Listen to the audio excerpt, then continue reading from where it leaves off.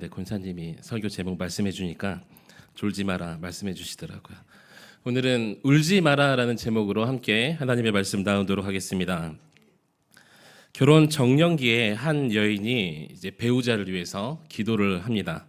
하나님께서 이 여인의 간곡한 기도를 들으시고 믿음과 실력도 좋고 또 성품까지 좋은 그런 배우자를 만나게 하셨어요.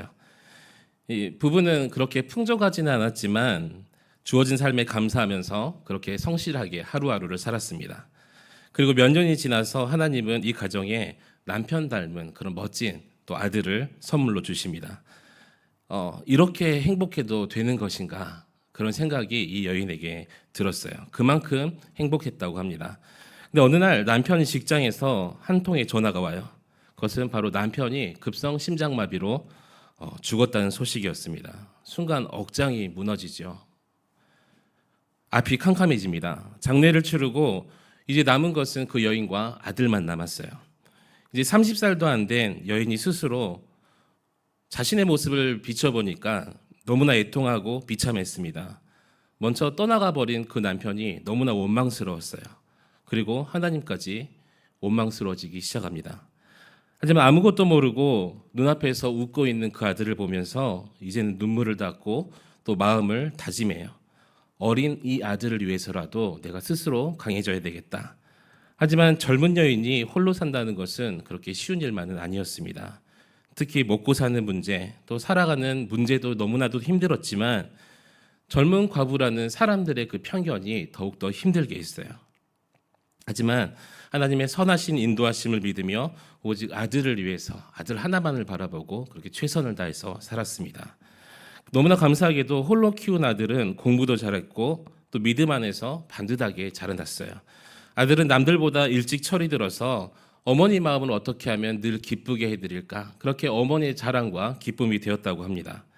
그런 효자 아들은 좋은 대학을 나와서 또 좋은 직장에도 취직하게 돼요.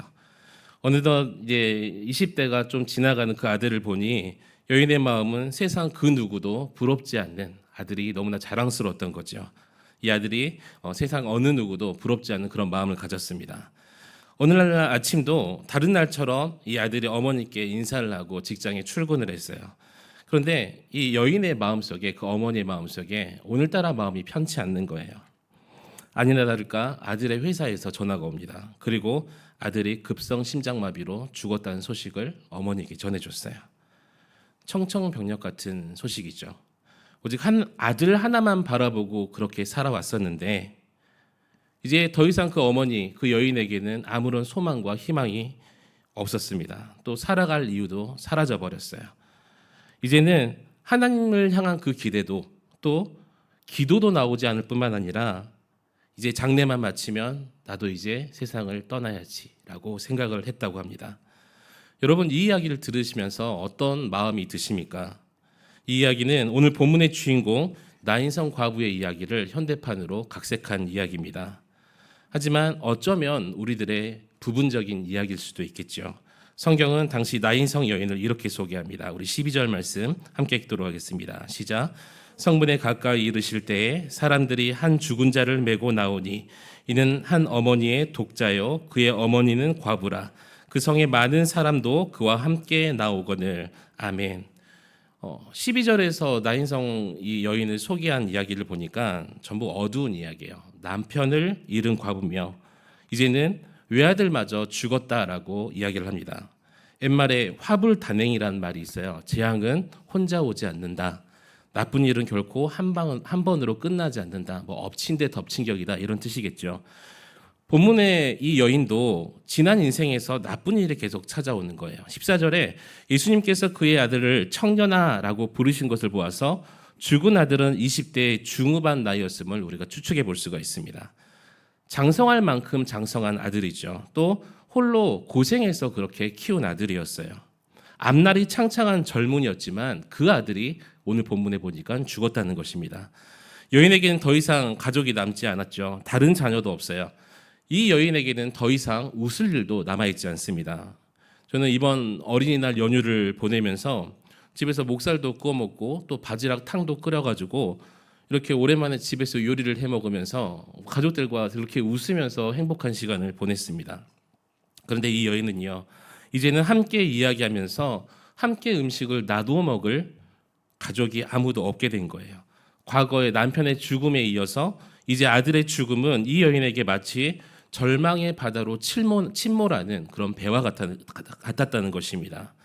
우리 가운데 똑같은 상황은 아닐지라도 어느 정도 이 나인성 여인의 이야기는 우리들의 인생사 이야기인 것 같습니다. 우리 인생 가운데도 어쩌면 예측하지 못했던 상황으로 절망이라는 것이 찾아올 때가 있죠.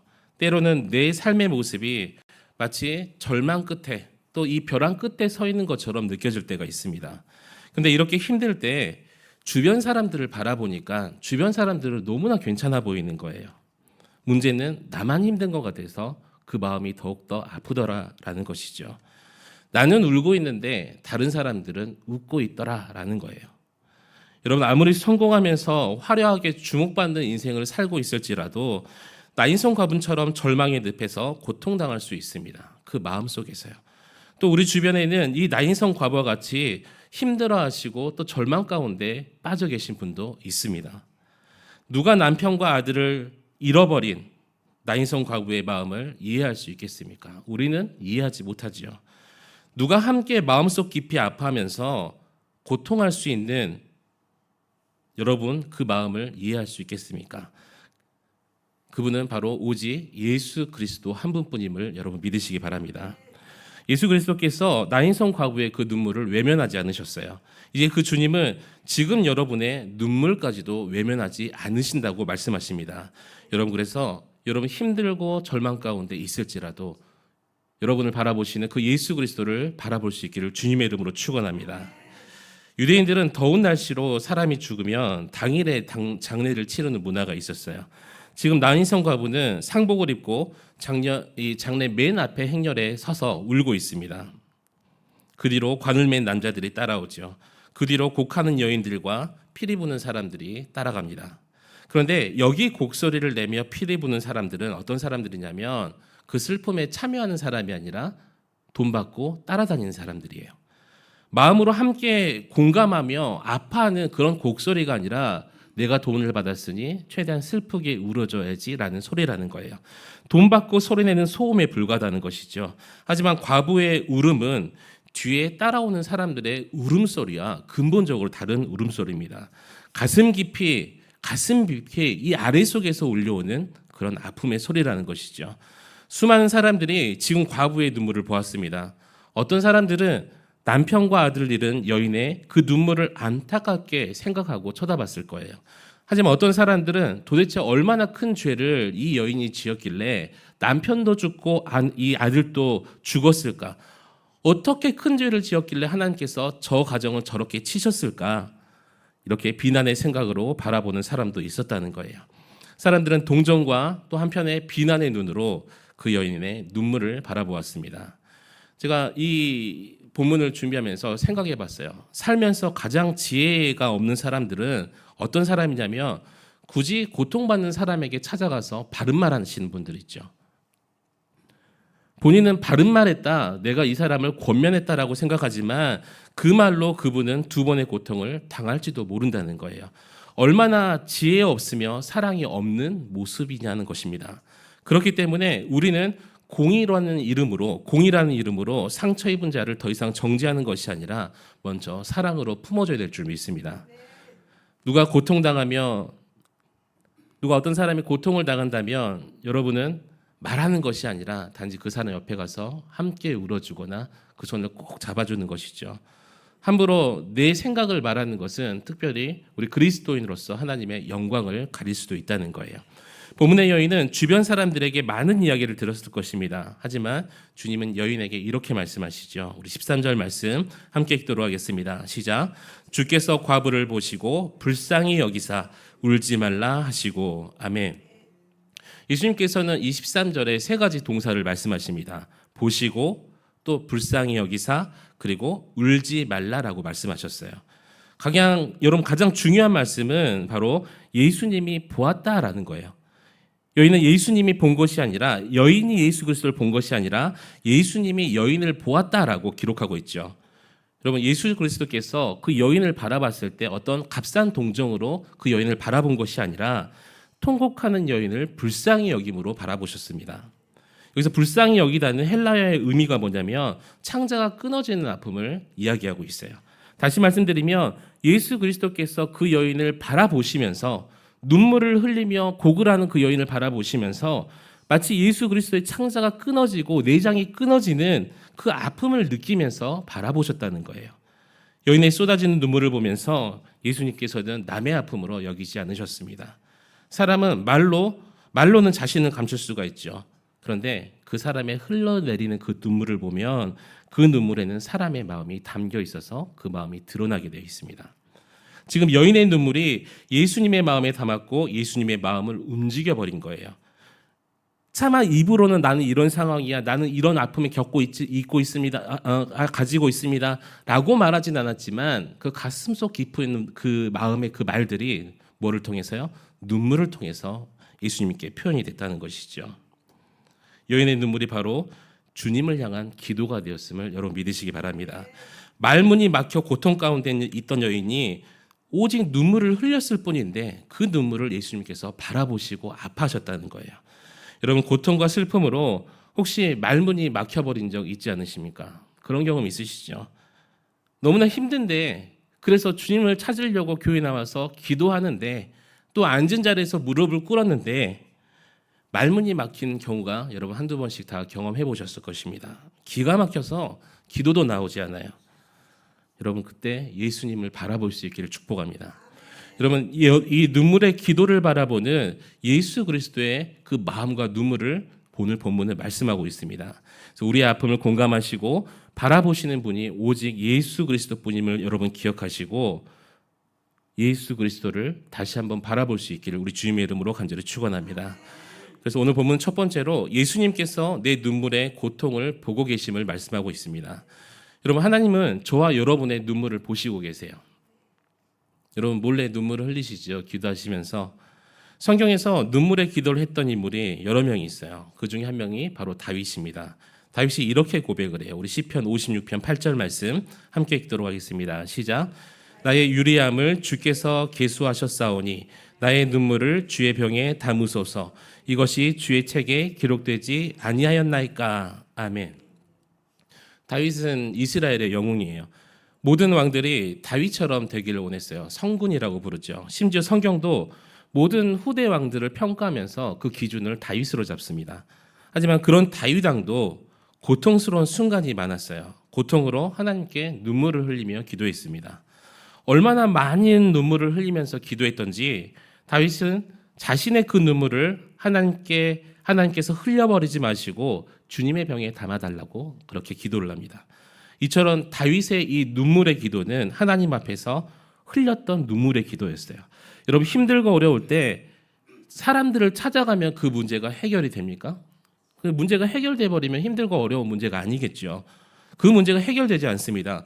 오히려 사람을 찾아다니면 찾아다닐수록 어떤 일이 벌어지냐면 그 소문만 커지고 문제와 오해만 더욱더 커져가는 거예요.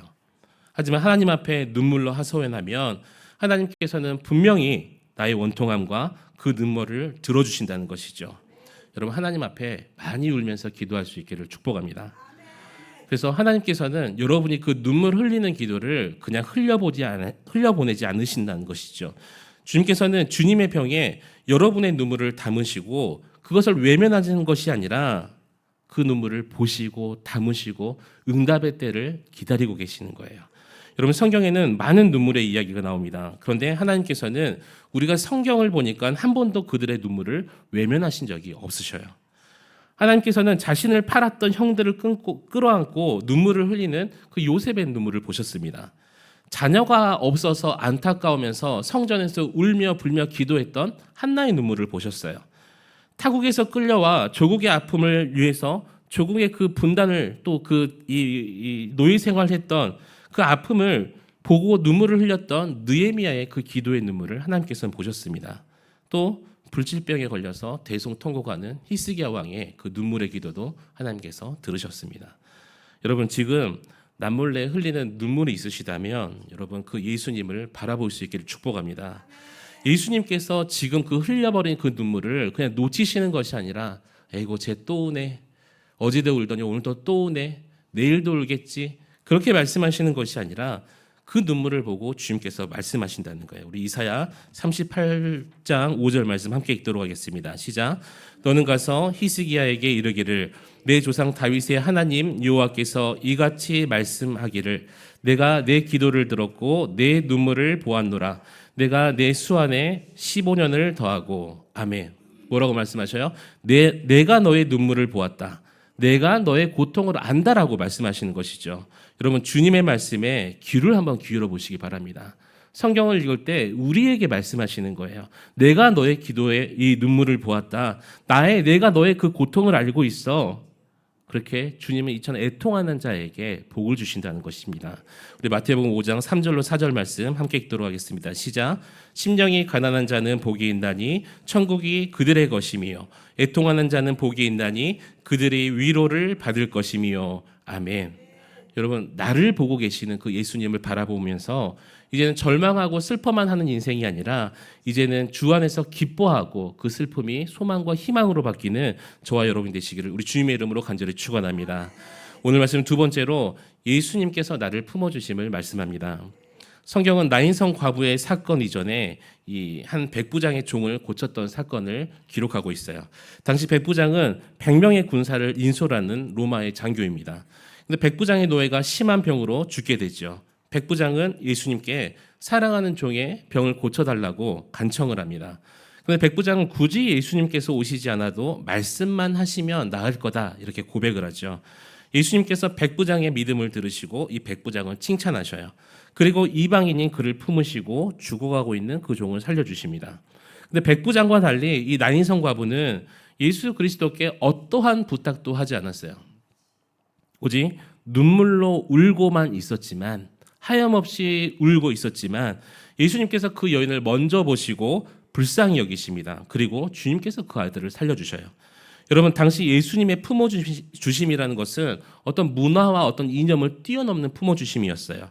예수님은 당시 유대인들이 가장 싫어했고 하대했던 또 적대했던 이 이방인이자 로마 군인을 품어주셨어요. 예수님은 사람들이 가장 천히 여기는 나인성 과부의 눈물을 또 품어주셨습니다. 그리고 이제는 죽은 아들까지 품어주시는 분이 바로 우리의 예수님이셔요. 14절에서 예수님께서 죽은 자의 그 관에 손을 딱 대시죠. 이것은 정말 놀랄 큰 사건이에요. 레위기 11장과 민수기 19장에 율법은 죽은 자에게 손대지 말라라고 명령하고 있습니다. 그래서 유대인들은 죽은 시체나 관에 손대지 않아요. 시체에 손을 대거나 관에 손을 대면 어떤 사람이에요? 부정한 사람이 되기 때문이죠. 근데 예수님은 율법을 뛰어넘어서 그 여인을 사랑하시고 그 아들을 사랑하셔서 그 아들을 품어주신 거예요. 단지 시신을 만짐으로 끝내지 않고 죽었던 아들을 우리 예수님께서 살리셨음을 여러분 믿으시기 바랍니다. 여러분 예수 그리스도께서 만져주기만 하시면 죽은 사람이 살아나요. 예수님이 만져주시면 그 눈물이 기쁨이 됩니다. 예수님께서 만져주시면 그 문제가 뭐가 돼요? 축복이 되는 거예요. 예수님이 나를 만지면 나의 인생이 어떻게 변해요? 주님의 사람으로 변하는 것이죠. 여러분 나를 하시고 나를 끝까지 품어주시는 분은 바로 오직 예수 그리스도뿐임을 여러분 믿으시기 바랍니다. 예수님만이 절망에 빠져있는 이 여인에게 울지 마라라고 말씀할 수 있어요. 누가 그 여인에게 울지 마라라고 말씀할 수 있겠습니까? 또 예수님만이 남모르게 울고 있는 저와 여러분에게 뭐라고요? 울지 마라라고 말씀하실 수 있다는 거예요. 울지 마라는 말씀은 우리의 눈물을 보시고 우리의 눈물을 닦아주시고 우리의 문제와 우리의 죽음과 그 모든 것들을 바꾸어서 축복과 기쁨으로 주시겠다는 소망의 말씀임을 여러분 믿으시기 바랍니다. 예레미야 31장 16절로 17절 말씀 함께 읽도록 하겠습니다. 시작. 여호와께서 이와 같이 말씀하시니라. 내 울음소리와 내 눈물을 멈추어라. 내일의 싹을 받을 것인즉 그들이 그의 대적의 땅에서 돌아오리라. 여호와의 말씀이니라. 너의 장래에 소망이 있을 것이라. 너의 자녀가 자기들의 지경으로 돌아오리라. 여호와의 말씀이니라. 아멘. 여러분 우리가 우는 이유가 뭘까요? 절망하고 더 이상 소망이 없어서 어찌할 바를 모르기 때문에 우리가 웁니다. 그런데 그런 우리에게 주님은 울지 말라라고 말씀하신다는 것이죠. 그것은 뭐냐면 우리의 생각과 다르게 그 문제를 바라봤을 때 우리는 소망이 없고 절망뿐이지만 하나님의 생각은 다르시다는 거예요. 우리의 생각과 다르게 소망이 있다라고 주님께서 약속해 주심을 여러분 믿으시기 바랍니다. 여러분 그 예수 그리스도의 만져주심으로 또 그 품어주심으로 여러분의 눈물이 기쁨이 될 수 있기를 축원합니다. 여러분 약속하셨어요. 예수 그리스도께서 품어주시겠다고. 여러분 기도의 어떤 내용들이 중요하지만 그것이 중요한 것이 아니라 내가 그 예수 그리스도를 바라봤냐가 중요한 것이죠. 성경에 약속하신 말씀대로 내가 울고 내가 하나님의 자녀인데 울고 슬퍼하고 절망 가운데 있을 때 내가 예수 그리스도를 바라보기만 한다면 예수 그리스도께서 소망을 주겠다, 희망을 주겠다라고 우리에게 말씀하십니다. 그래서 예수 그리스도의 품어주심을 믿고 여러분의 모든 문제가 축복으로 변화되어지기를 우리 주님의 이름으로 축복합니다. 마지막 세 번째로 예수님께서는 나를 일으켜 주심을 말씀하고 있습니다. 주님께서 관에 손을 딱 대세요. 그리고 이미 죽은 청년에게 뭐라고 말씀하시냐면 일어나라 라고 말씀하고 계십니다. 14절 말씀 함께 읽도록 하겠습니다. 시작. 가까이 가서 그 관에 손을 대시니 맨 자들이 서는지라. 예수께서 이르시되 청년아 내가 내게 말하노니 일어나라 하시매. 아멘. 예수님께서 살아계신 사람들에게 말씀하셨나요? 일어나라. 우리 좌우 옆 사람과 함께 눈을 보시고 졸린 눈을 향해서 선포합시다. 일어나라. 일어나라. 네. 예수님께서 그렇게 살아계신 사람들에게 일어나라 하신 것이 아니라 예수님은 이미 죽어버린 사람에게 말씀하셨어요. 여러분 이 죽어버린 사람에게 일어나라 해보신 적 한번 있으신가요? 저는 그럴 기회는 정말 많이 있었어요. 임종의 순간을 지켜보면서 또 이미 돌아가신 분 같이 기도하면서 근데 일어나라라고 할 수 있는 믿음도 없었거니와 그런 담도 없었습니다. 왜냐하면 우리에게는 그런 능력이 없기 때문이에요. 생명 없는 사람에게 일어나라라고 말씀하실 수 있는 분은 오직 예수 그리스도뿐이라는 것이죠. 왜냐하면 여러분 이것 잘 기억하셔야 되는 거예요. 예수님께서는 생명의 근원이시기 때문에 일어나라라고 말씀하실 수 있습니다. 여러분 그 누구도 죽은 사람에게 일어나라라고 말씀할 수 있는 분이 없어요. 혹시 고통 가운데 절망 가운데 계시는 분이 있다면 여러분 오늘 이 음성을 여러분의 이 주님의 음성으로 들을 수 있기를 축복합니다. 여러분에게 지금 일어나라라고 예수 그리스도께서 말씀하고 계시는 거예요. 나는 못났다, 나는 부족하다 이런 열등에 관해서 죽음에 가면서 일어날 수 있기를 축복합니다. 절대 불가능하다 이런 부정적인 관에서 일어날 수 있기를 주님의 이름으로 축원합니다. 나는 무엇을 해도 안 돼 이런 패배의식에 관해서 일어날 수 있기를 축원합니다. 왜 우리가 울지 말고 일어나라라는 주님의 음성에 순종해야 될까요? 그 이유는 예수님만이 우리를 능력으로 품을 수 있는 하나님이시기 때문이에요. 예수님만이 우리를 살릴 수 있는 능력의 하나님이십니다. 12절과 12절 말씀 함께 읽도록 하겠습니다. 시작. 그 후에 예수께서 나인이란 성으로 가실새 제자와 많은 무리가 동행하더니 성문에 가까이 이르실 때에 사람들이 한 죽은 자를 메고 나오니 이는 한 어머니의 독자요 그의 어머니는 과부라. 그 성에 많은 사람도 그와 함께 나오거늘. 아멘. 그 후에라는 말은 이 가버나움의 백부장의 종을 고치신 사건입니다. 예수님과 기적을 목격한 무리들이 지금 큰 잔치와 같은 행렬로 나인성문에 이루어졌을 때를 이야기하고 있는 거예요. 나인성에서 나오는 또 다른 행렬이 있었는데 바로 이 과부의 장례 행렬이었습니다. 비슷해 보이는 두 개의 행렬이죠. 하지만 여인의 행렬은 죽음과 눈물의 행렬이에요. 예수 그리스도의 행렬은 생명과 기쁨의 이 행렬입니다. 여인의 행렬은 죽은 아들을 위한 행렬이지만 예수 그리스도의 행렬은 죽은 자 가운데서 살아나신 또 부활하신 우리를 구원하신 생명의 행렬이라는 것입니다. 여러분 예수 그리스도는 죽음까지 통치하고 계시는 우리 하나님이세요. 또 우리의 인생을 주관하시는 전능하신 하나님이십니다. 그 예수님이 지금 나인성과 공동묘지 사이에 계신다는 것이죠.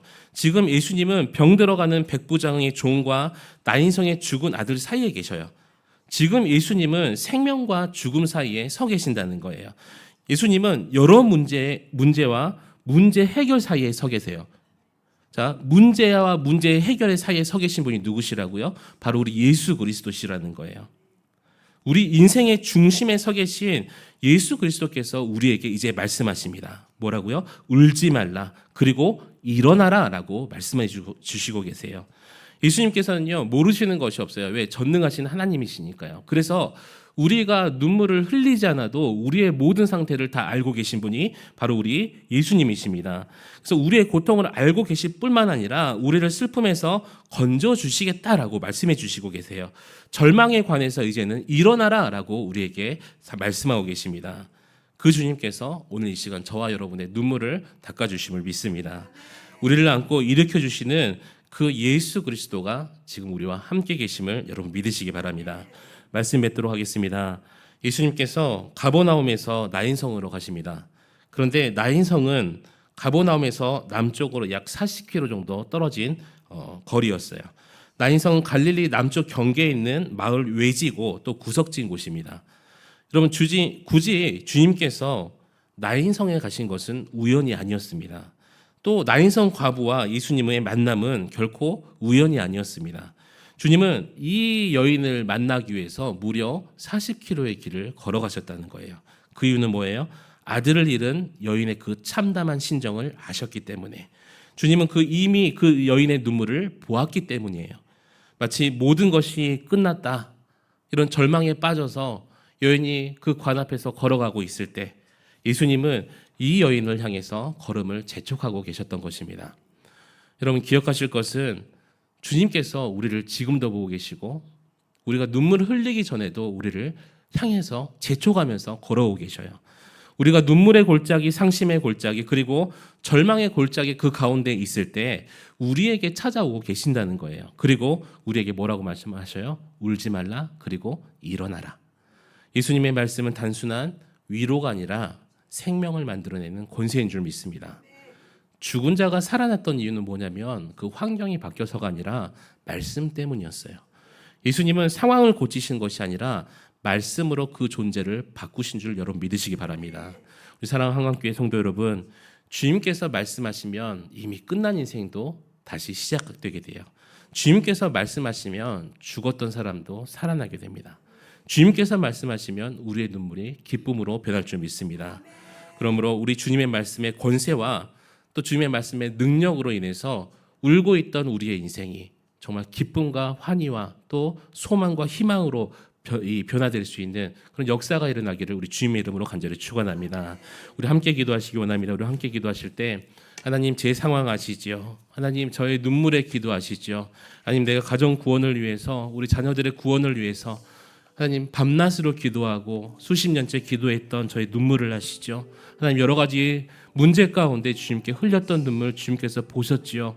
하나님 우리의 기도를 응답하여 주시옵소서.